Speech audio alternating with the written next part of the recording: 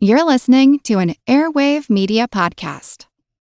Get cash for clothes at Plato's Closet in North Charleston and West Ashley. It's so easy. Recycle, earn cash, repeat. We pay cash on the spot for your trendy, gently used clothing, shoes, and accessories. At Plato's Closet, we buy all seasons, all day, every day. It's time to clean out your closet and cash in. Bring in your denim, graphic tees, athletic wear, shoes, handbags, and more. Sell your styles to Plato's Closet for cash. Then, do it again. Plato's Closet, located in West Ashley on Sam Rittenberg Boulevard and North Charleston on Rivers Avenue.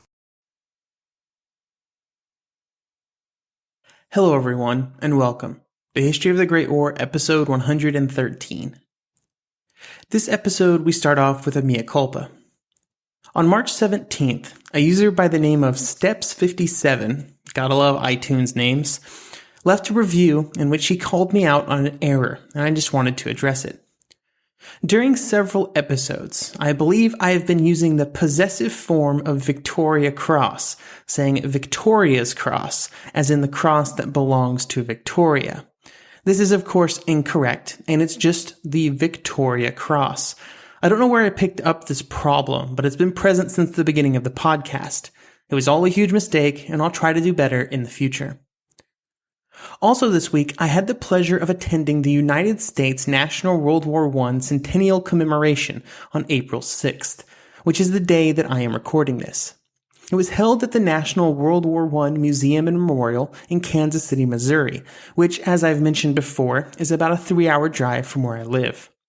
I enjoyed the ceremony quite a bit and did a good job of showcasing the effects of the war on America, how the country came to be involved, the hand-wringing that occurred during the first few months of 1917 as an answer was sought for the should we or shouldn't we question.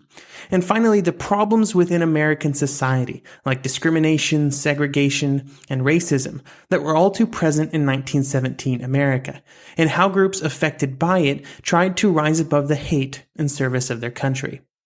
It is now available online for anybody to watch. Beware that it's about 4 hours and 30 minutes long. There's some pretty hefty stretches of downtime that can be skipped. My final comment on that is that B-2 bombers, one of which flew over us at the end, are way quieter than I expected. Also, I would like to reiterate that the museum in Kansas City gets my highest recommendation, and that I should once again be attending the symposium there in November. My trip there last year has greatly influenced my episodes for later this year, and I hope that this year's will do the same. I know it is early to consider such things, but early bird registration is open, and if anybody plans to attend, let me know. The first drink is on me. As we bring it back to today's episode, though, this is the third episode on the Romanian campaign, or as I like to call it, the first part in a 2-part episode called Romania's No Good, Very Bad Time. Last episode, the Romanians had invaded Transylvania, advanced about 100 kilometers from all sides, and then did precisely nothing. While they waited, the Germans, Austrians, Bulgarians, and even some Turkish troops prepared their counterstroke, which would fall upon them in 2 forms. The first would be a strike by Mackensen and the Bulgarians from the south. This would target the Dobruja region, which was the area along the Black Sea coast between the Danube River and the sea. This had been taken from Bulgaria during the First Balkan War, and was full of ethnic Bulgarians, and was absolutely number 1 on their list of demands after the war was over. This attack would be completely unexpected by the Romanians, who believed that the Bulgarians would be occupied by the Allied forces in Salonika. They also believed that they would have far more Russian help than they did. While neither of these assumptions would prove to be true, it should not have resulted in what was about to happen in Dobruja, and it would start with the siege of the fortress city of Turkey. When this attack was initially successful, it would cause the Romanians to massively overcorrect, pulling troops away from their lines in Transylvania to send them south. This would perfectly set them up for the Austrian and German attack as the dominoes in the Romanian war plan began to fall. The second half of this episode will discuss the attacks of Falkenhayn's Ninth Army against those weakened lines. We start with the attacks in the south, though. Mackensen planned to use the Bulgarian Third Army to attack into Dobruja, and with its 2.5 infantry division, 1 cavalry division, and some German detachments to hopefully make some good progress.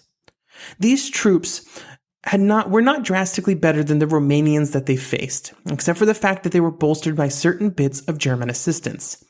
The Germans would do this multiple times throughout the war with their allies. They would come in, they would bring a commander, and instead of them giving a bunch of infantry, they would instead provide support troops. This meant that these units had German aircraft, communications, transportation, machine guns, heavy artillery, items of this sort that the Germans were able to provide in great numbers, and it could turn the units that without them wouldn't have had a lot of punching power into some real heavy hitters. These items were also what made the German divisions so much more potent than, say, the typical Romanian or Russian division. And providing it as support for their allies, they were able to give them an edge over their enemies. In this case, that enemy would be the Romanian Third Army, which was responsible for defending the entire southern front, much of which was anchored on the Danube. To do this, they had 3 infantry divisions and some cavalry. However, almost all of them were considered second class. They had received cast-off units and equipment, with much of the infantry being of the lowest readiness level, which meant very little training and desperately few officers. Those in Dobruja also found themselves in an area that was heavily Bulgarian in terms of ethnicity. This meant that the area probably felt more like enemy territory than friendly territory. Their commander was General Aslan, who was considered one of the best Romanian generals. However, in this case, he would not acquit himself very well. These troops also expected Russian help. However, it would not arrive in time to assist them in the initial attacks, but it would arrive later on. The centerpiece of the Romanian defense of Dobruja rested on the fortress city of Târgu, which lay on the Danube just a few kilometers from the border. This city had been built up over the years and had been heavily improved as a fortified zone in the years before the war, with the help of Belgian engineers who brought their experience from the creation of places like Liège, Antwerp, and Maubeuge, which were also fortified cities. Around the city there were 15 main centers of resistance, with both primary and secondary lines of resistance. However, the same mistakes would be made in the defense here as had been made in 1914 at the Belgian fortifications. Namely, that while the fortifications were quite strong, there was not enough thought given to the role of mobile defense units in between the structures. There was just not enough Romanian heavy artillery available, which made the entire complex vulnerable to bombardment as well. It had been shown, however, that under some pretty rough conditions, motivated and properly led troops could hold these kinds of positions for surprisingly long periods of time. Just ask the French. In this case, neither of these facts would be true, and the troops were both poorly led and low on morale. On the other side of the attack were the Bulgarians, many of which had lived in this area or just across the border before 1913, when they had immigrated to Bulgaria so as not to live in the newly Romanian territories. Going back to Dobruja to try and liberate it from the Romanians probably felt like a liberation party for their homeland, which is probably the best motivator that I can think of for soldiers. They were led by many officers who had fought on the Serbian and Macedonian fronts, some of which had also served in the Balkan Wars before 1914. This combination of morale and leadership experience would bring the Bulgarians to success. On the morning of September 2nd, the Bulgarian and German troops approached the advanced outposts around the city. The defenders unwisely decided that the best course of action was to quickly give up these positions and retreat to the primary line of defense. This would give the attackers the next few days to prepare for their assault on the next line of defenses. The assault would begin on September 5th, and in some areas the Romanians performed surprisingly well. There were even a few cases in which the Bulgarian attackers suffered over 50% casualties. However, these areas were few and far between, and for the most part the Romanian defenders melted away from the sustained artillery barrage and the Bulgarian infantry. It took less than a day, and the Romanians were already pushed out of all but 2 of the 15 forts in the primary defensive line, and they fell back to the second line, which was an older and far more primitive line of fortifications. The original orders from the Romanian High Command was that the city had to be held at all cost, to the last man, and they hoped that they would have time to speed reinforcements south before the city was captured completely. This would have allowed the Romanians to launch counterattacks to hopefully recapture anything that had already been lost. But this was just not how it was going to work out. The Bulgarians would attack the next day, at which point the Romanian army simply evaporated. One officer would recall that, quote, "the confusion was indescribable. Deafening noises as troops ran desperately across fields while wagons, 2 or 3 abreast, jammed the roads racing at full speed of the horses," end quote. Just a few hours after the attack began, 25,000 men were captured along with countless pieces of artillery and other equipment, none of which the Romanians could replace. The fall of the city would accomplish far more than the Germans and Bulgarians could have hoped for. It caused the 3 generals to be removed from their Romanian commands, and even if these generals had not done well, this just increased the amount of confusion in the Romanian ranks. To go along with this change in command, the Romanians also decided to bring troops from the north, which would greatly weaken their defenses there, and they would be greatly missed when the Austro-German attacks began just a few weeks later.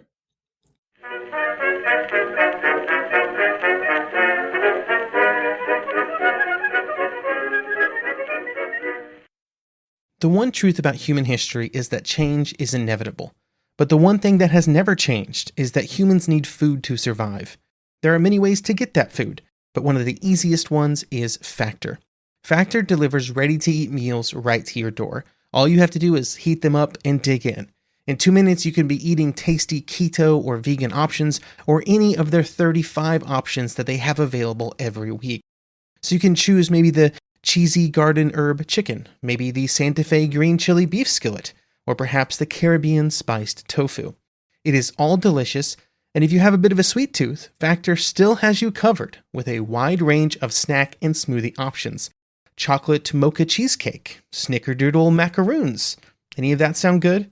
And don't worry, even the tasty stuff is dietitian approved. Head over to factormeals.com/GW50 and use code GW50 to get 50% off.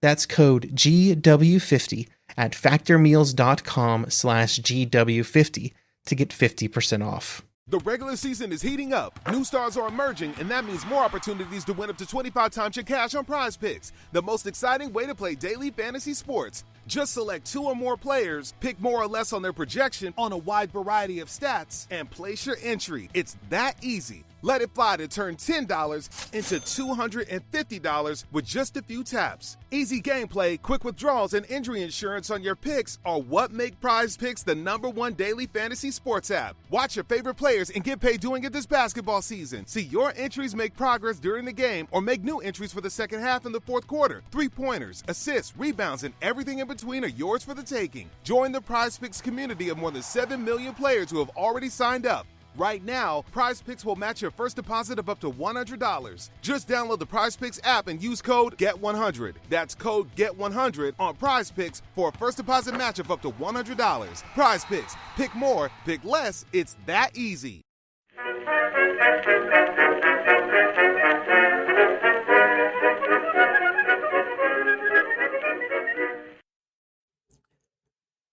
To replace Aslan as commander of the Third Army was Alexandru Averescu. Averescu had been in command of the First Army in its attacks in the north, but he was now brought south to try and contain the Bulgarian advance. He was a strong advocate for a halt to the advances in the north, which would allow all effort to instead be focused on attacking south, and he would find himself in command of this exact action. Overall, this was not a bad idea in theory, and in fact, if it's what the Romanians had done when the war started, it may have succeeded.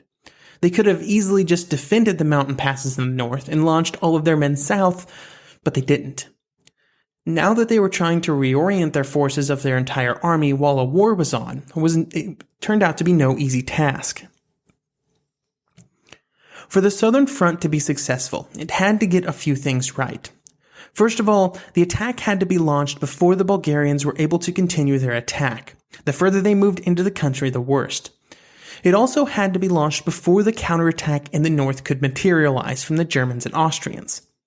The Romanians believed that they had time to launch their attack before either of these two things happened. They were wrong. While the Romanians were still getting ready to attack, the Bulgarians would continue their advance into Dobruja, pushing back the Romanian and now the Russian defenders as well, and also several thousand fleeing refugees, all in front of their advancing armies. The advance had begun to slow, though, not due to the defenders, but instead due to the fact that the Bulgarians had already accomplished all of their goals. Their objective in the war was to take back areas of Dobruja they had lost during the Balkan Wars, and by late September they had done that. Because of this, the desire of the Bulgarian commanders to continue forward was reduced. It did not help that Mackensen found the Turkish troops under his command both poorly supplied and trained, meaning they were far less useful than hoped. These two facts combined meant that Mackensen's advance closed down in the last week of September. He would later claim that if he had had a single intact German division, his results would have been far more impressive. At the end of September, though, the Bulgarians and Mackensen would be more concerned with the Romanian attack led by Averescu. Averescu presented detailed plans for this attack on September 17th. The goal was to launch a two-pronged attack into Dobruja, with one prong coming from the north and another from the east and across the Danube, south of Bucharest. To launch this attack would be a total of 15 divisions, the largest force that would be put under the command of a single Romanian general for the entire war. The preparations for this attack were impressive. Here is Glenn E. Torrey from his book The Romanian Battlefront in World War I. Quote, in less than 2 weeks, under the prodding of Averescu and the Commission, impressive preparations were completed. 10 kilometers of roads constructed, 250 boats and other pontoon materials delivered via railroad and horse cart from the Danube Delta. Telephone and telegraph lines, some double, installed, along with equipment to lay an underwater cable, and additional heavy shore artillery, mines, and barricades assembled near the crossing point. End quote. The question would be whether or not these preparations would be enough. The operation would come to be called the Flamonda maneuver, because it would cross the Danube near the town of Flamonda. The attack would begin shortly after Averescu asked for final confirmation of his plans from Romanian High Command on September 30th, with the start time pinned for 10 p.m. that night. It was at this time that the divisions that would be first to cross the river, namely the 10th Division, began moving to its crossing points. Just 5 hours later, the first units would be across the river. Once on the other side, they began to spread out and enlarge the beachhead, which allowed more units to cross. The Bulgarians were shocked and very concerned when they learned what was happening. While they did not expect the Romanians to attack in this manner, Mackensen remained mostly unconcerned. There was a German infantry division just 48 hours away, and already moving in that direction via train, and Mackensen believed that this and other forces in the area would be more than enough to keep the Romanians bottled up in their bridgehead. He would end up being correct, because while it started out so well, the invasion would quickly begin to unravel. The infantry who had moved across the river had only carried 2 days of food with them, and this meant that establishing a firm supply line was critical, both to keep those units supplied and to bring more men over to expand the invasion. These supplies would come across, at least initially, on a pontoon bridge that would be thrown across the river. However, the very next day, the bridge, still under construction, came under fire from German aircraft. These attacks would stop after nightfall, and the bridge would be completed in the dark. However, it did represent a delay, and a delay that would be more costly due to the weather. Overnight, a powerful weather system would move through the area, causing high winds and waves which would damage the bridge. On the next day, the attacks would resume, only this time it would come from the form of Austro-Hungarian river boats who moved up the river to within a few hundred meters of the bridge. From this location, they would fire on the bridge and those trying to move across it with machine guns before dropping some floating mines and leaving the area. The damage to the bridge caused by all of these problems was bad enough, but it also badly eroded Romanian morale. With the entire operation at risk due to the bridge problems, there were two options. The Romanians could continue the attack with the troops available and what little they could get across the bridge, or they could just give up and pull back. Initially, they hoped to find a middle ground by reducing the plans for an attack to just the hope of holding on to the bridgehead for future operations. However, on October 3rd, with the disaster unfolding in Transylvania that we will discuss next week, Averescu was told to bring everybody back across the river and to send 2 divisions north as soon as possible. The fact that they pulled the plug early on the operation meant that casualties were light, and only a small amount of artillery and supplies had to be left south of the Danube.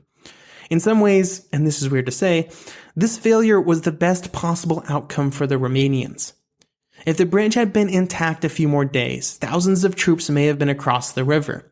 If at that point the bridge had been destroyed, they may have all been killed or captured by the enemy. So overall, the fantastically named Flamanda maneuver turned into mostly just a waste of time, and not much else. We now shift back to Transylvania and the Romanian troops which we discussed last episode, who had crossed the Carpathians in the opening months of the war, or opening days of the war. In this area, the Romanians had done little except for advance away from their supply depots in Romania to take up positions in Transylvania. After this was accomplished, many of the troops were sent to the south to reinforce the front there. This teed those that remained for the German and Austrian counterstroke, which is what we will discuss for the rest of this episode. Almost without exceptions, things were about to go very, very bad for the Romanians, although not as bad as they could have gone, so let's talk about why that was. Last episode, we discussed that Falkenhayn would play a critical role in the attacks against Romania, and that would start with the Battle of Sibiu. Sibiu was in the middle of the Romanian First Army's front, but it was a vulnerable position due to the fact that after the Romanians had moved through the various mountain passes, they had not done a great job of connecting all of their units together. This meant that the units at Sibiu had 50 kilometers or more of open air on either of their flanks. The only saving grace was that these areas that were open were very rugged terrain, which the Romanians were counting on to prevent any enemy movement through them. Fortunately for Falkenhayn and the Germans and Austrians, they had the Alpine Corps, which was made up of Germany's top mountain troops. These men trained for this exact scenario, moving quickly through mountainous terrain to give them an advantage over an enemy who either could not match this movement or did not expect it to be possible. Falkenhayn sent them forward to recon the route that would be used, to maybe get behind the Romanian forces to see if they would be able to move quickly through the terrain. They decided that they could execute the movement, however, they would not be able to take any vehicles, heavy equipment, or a lot of supplies with them. This was seen as an acceptable sacrifice, and Falkenhayn sent them forward with the goals of both getting around the Romanians and then preventing their retreat through the mountain pass. If they were able to do these two things, it's likely that the Romanian forces at Sibiu would have been completely destroyed. As the mountain troops moved around the flanks, the main force of the Ninth Army launched a frontal assault against the positions at Sibiu. The plan was for both of these attacks to fall at complementary times, for the frontal attack to throw the Romanians into retreat, only for the troops to then run directly into the Alpine blocking forces. Neither of these would end up happening. The frontal assault would actually be a failure on the first day, with the Romanians able to launch some pretty nasty counterattacks. These counterattacks were costly, but they allowed the Romanians to hold onto their lines mostly intact for the first day.